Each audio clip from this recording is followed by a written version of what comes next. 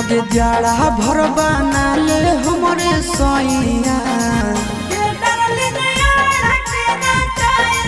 आगे जाड़ा भर बना ले हमरे सैया,